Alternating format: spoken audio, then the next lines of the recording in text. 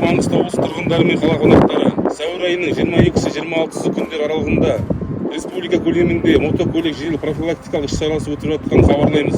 Жедел профилактикалық іс-шараның басты мақсаты жол көлік оқиғаларының алдын алу, жолда жүруді қауіпсіздікті қамтамасыз ету болып табылады.